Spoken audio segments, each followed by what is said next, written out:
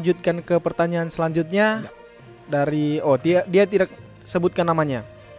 Pertanyaannya seperti ini. Waktu Sadrak, Mesak, dan Abednego dibuang ke dalam api yang bernyala-nyala, di manakah Daniel waktu itu? Silakan pendeta. Ini menarik ini. Nah, sebelum saya lanjutkan mau tanya, saya lagi nggak lihat jam nih. Jam berapa sekarang? Sekarang sudah di studio sudah 19.37. Berarti kita masih punya waktu kurang lebih 53 menit ya? Ya, pendeta, silakan. Oke.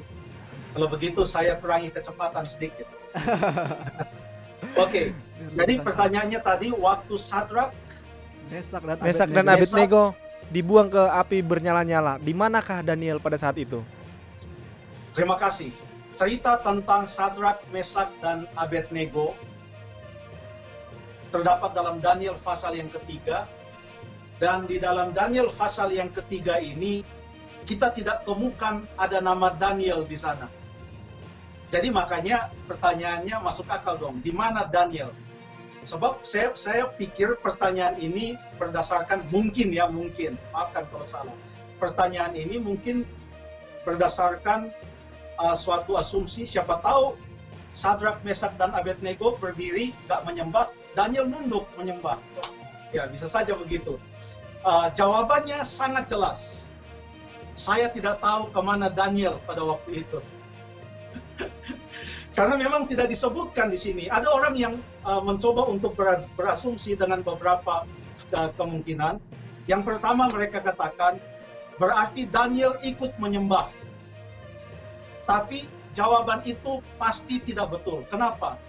Karena di Daniel pasal yang ke-6 ada cerita bahwa Daniel juga menghadapi ujian yang kurang lebih sama dengan apa yang dihadapi oleh Sadrak, Mesak, dan Abednego, di mana dikatakan hanya boleh menyembah raja, yang tidak menyembah raja, yang berdoa kepada Tuhan yang lain siapapun itu, maka akan dihukum. Dan Daniel berdoa 3 kali sehari menghadap ke bait suci yang ada di Yerusalem.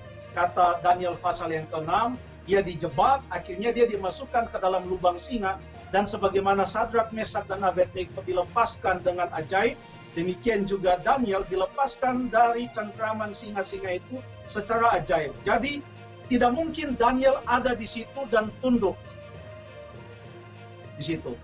Lalu kemudian yang berikut, mungkin kita boleh lihat pendapat orang yang mengatakan Daniel mungkin sedang diutus oleh raja, karena kerajaan Babylon itu sangat luas. Ini kerajaan dunia pada waktu itu.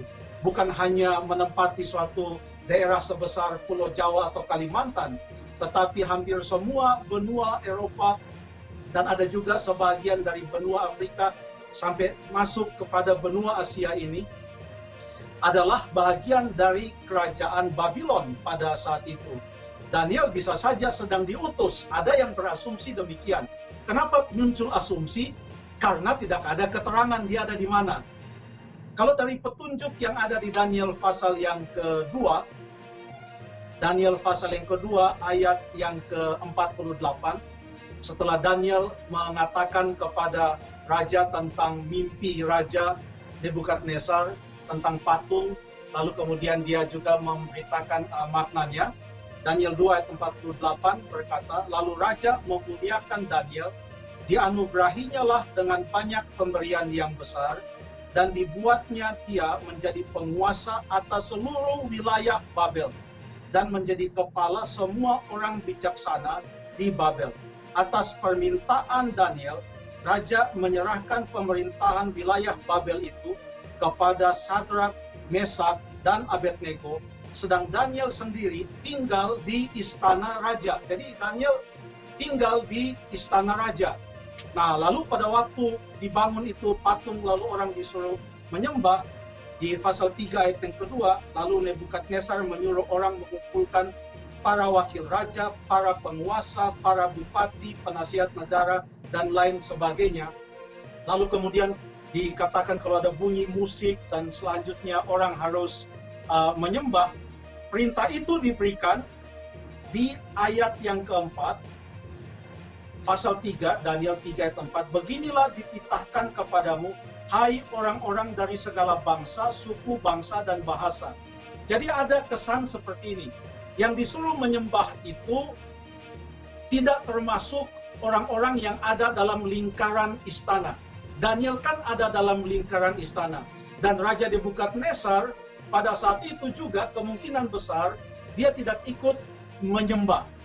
Jadi raja didampingi dengan beberapa orang datang melapor kepada mereka bahwa ternyata ada 3 orang, karena ini di lembah Dura, ada ribuan orang, siapa yang mau lihat dari jauh tentang siapa yang tidak menyembah. Lalu kemudian pada waktu mereka dicampakkan ke dalam dapur api, raja bertanya-tanya dengan orang yang ada di sekelilingnya, bukankah 3 orang yang kita lemparkan? Kok ini jadi 4 orang? Jadi ini pun hanya asumsi saja. Kalaupun Daniel ada di sana, dia tidak termasuk yang diwajibkan untuk menyembah karena dia berdiri bersama-sama dengan raja. Tapi kesimpulan yang paling tepat adalah jangan kita berasumsi. Yang jelas Daniel kalaupun ada di sana tidak mungkin dia ikut menyembah. Tapi kita tidak tahu dia ada di mana. Terima kasih. Oke, terima kasih pendeta, luar biasa jawabannya.